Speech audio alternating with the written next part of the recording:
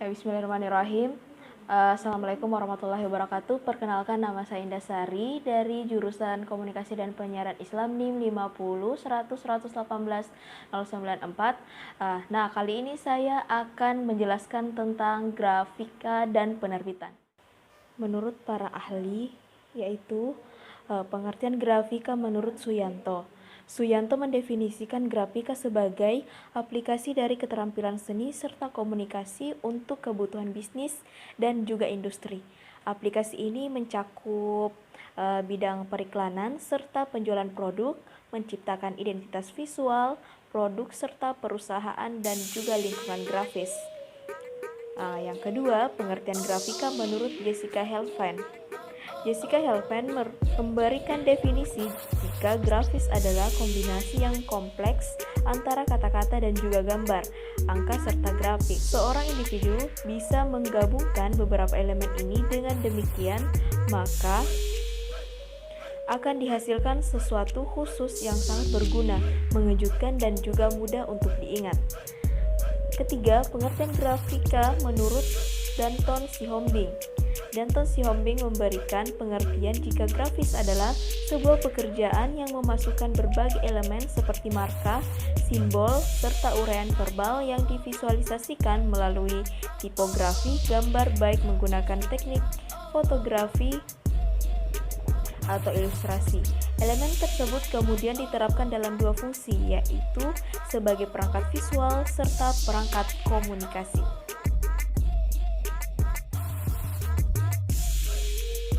Nah, setelah mengetahui pengertian grafika, kini kita beralih ke sejarah munculnya grafika. Mengenai sejarahnya, tidak bisa dilepaskan dari munculnya industri percetakan. Untuk percetakan ini sendiri ternyata memiliki catatan sejarah tersendiri. Beberapa sumber sejarah mencatat informasi tanggal dari sebuah gambar yang ada di dalam dinding gua yang berumur setidaknya lebih dari 30.000 tahun.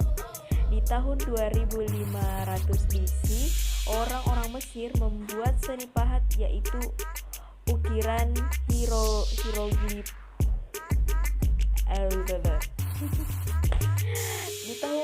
Di tahun 2500 BC, orang-orang Mesir membuat seni pahat, yaitu ukiran hieroglifix di atas sebuah batu. Namun percetakan yang bisa kita jumpai saat ini tidak bisa ditemukan sampai lebih dari 500 tahun yang lalu. Bukan hanya itu saja, orang Cina juga menghasilkan temuan hebat. Kertas yang kita lihat saat ini merupakan hasil temuan orang Cina terdahulu.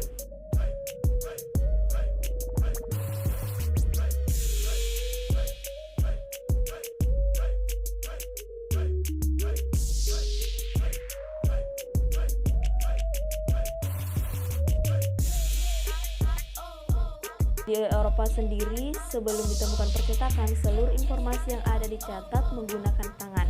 Orang Eropa akan menyalin sebuah hal-hal yang sifatnya penting.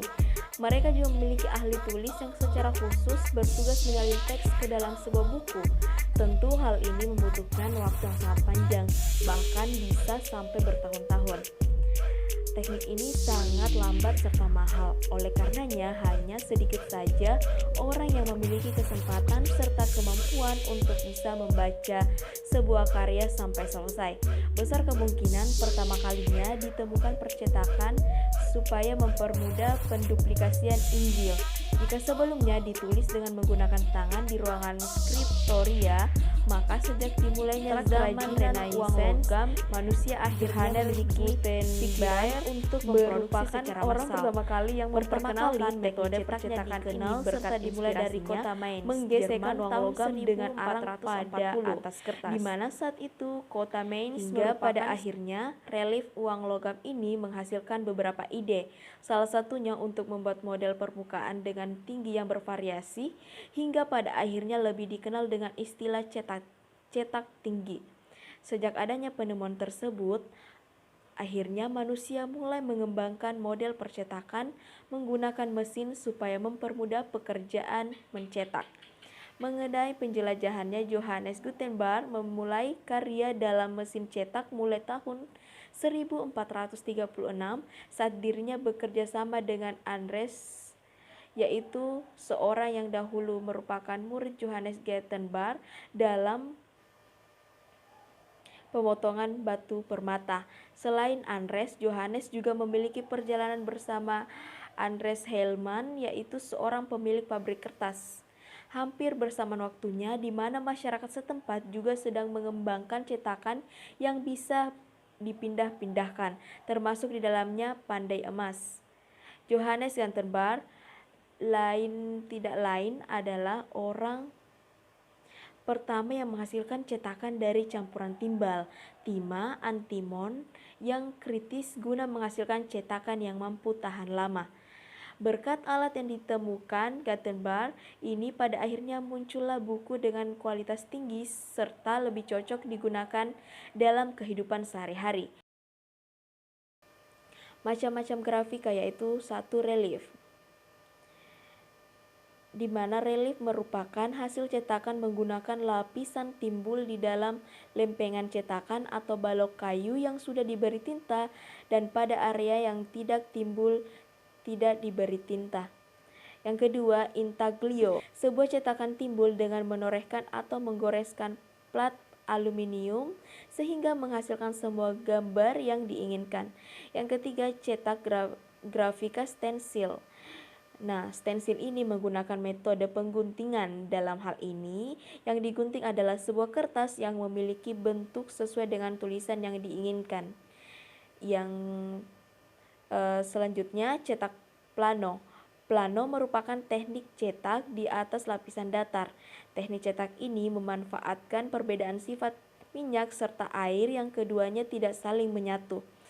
Selanjutnya, kolagrafi. Jika Anda pernah melihat hasil cetakan dengan objek yang menempel dalam kertas serta semuanya diberi cat dan kemudian objeknya dilepas, itulah teknik kolagrafi. Nah, selanjutnya fotografi. Fotografi merupakan sebuah seni yang menggunakan pencitraan di dalam sebuah objek. Unsur seni yang kerap ditampilkan merupakan komparasi foto. Semakin bagus komposisinya, maka akan semakin menghasilkan foto yang bagus juga. Nah, yang terakhir yaitu cetak saring. Cetak saring ini ternyata hasil pengembangan dari cetak stensil, di mana cetak stensil memiliki beberapa kekurangan, terutama ketika huruf yang memiliki karya tertutup seperti O, D, E, atau A. Hasil karya cetak saring ini bisa dijumpai dalam kaos, spanduk, serta pembungkus makanan. Nah, tujuan grafika yang pertama, memperindah media, kemudian sebagai media penyampaian pesan, selanjutnya menambah nilai jual sebuah produk. Produk grafika membahas pengertian grafika, sejarah grafika, dan beberapa hal terkait di dalamnya. Tentu sangat kurang jika tidak membahas mengenai hasil produk grafika. Nah, produk grafika yang terdiri atas koran, kaos bergambar, poster, kemasan makanan, iklan, kartu ucapan. Teknik cetak grafika. Setelah membaca beberapa uraian di atas, tentu Anda sudah mulai memahami pengertian grafika serta beberapa produk yang dihasilkan. Rasanya kurang lengkap sekali jika tidak membahas mengenai teknik yang digunakan untuk menghasilkan berbagai produk terbaik yang disebutkan sebelumnya. Berikut ini beberapa teknik cetak grafika yang sebaiknya Anda ketahui. Yang pertama, teknik cetak saring atau silk screen. Nah, yang kedua yaitu teknik cetak tinggi atau woodcut. Yang ketiga, teknik cetak datar atau litografi. Yang keempat, teknik cetak dalam. Nah, yang kelima yaitu egrafi. Yang keenam yaitu mezzoin. Yang ketujuh, dry point.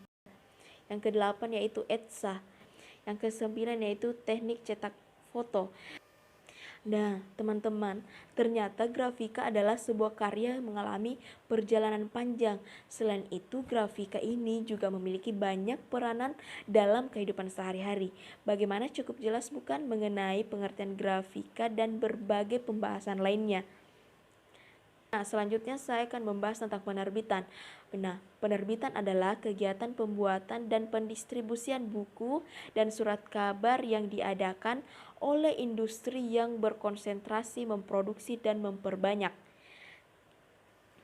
Nah, sebuah literatur dan informasi atau sebuah aktivitas membuat informasi yang dapat dinikmati publik. Penerbitan dan sistem penerbitannya dapat dibedakan sebagai penerbitan umum, konvensional, dan juga penerbitan khusus atau mandiri atau self publish, di mana penulis sebagai penerbitnya. Nah, jenis-jenis penerbitan dan fungsinya yaitu penerbitan buku. Yang kedua yaitu penerbitan berkala, penerbitan perangkat lunak komputer. Yang keempat yaitu penerbitan rekaman audiovisual. Nah, fungsi penerbitan yaitu pertama, publikasi. Yang kedua, reproduksi. Yang ketiga, penyebarluasan. Baik, itu saja pemaparan materi dari saya. Lebih dan kurangnya mohon dimaafkan. Wassalamualaikum warahmatullahi wabarakatuh.